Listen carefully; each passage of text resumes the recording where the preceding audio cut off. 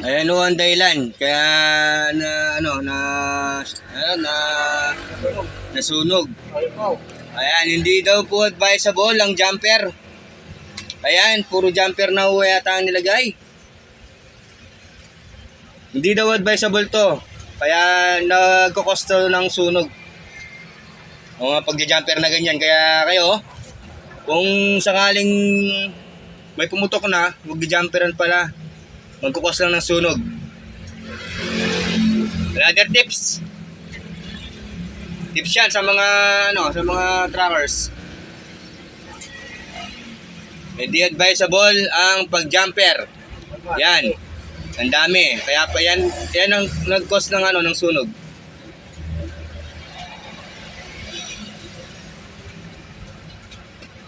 Wala ka akong silbi, kung pinadali pa ng push, kung gajumperan lang. Oo, yun pala. Hindi pala advisable yan. Magkukos lang ng sunog. Yan ang naging cause ng sunog natin. Hindi kayang pututin ka ako, kaya ganyan.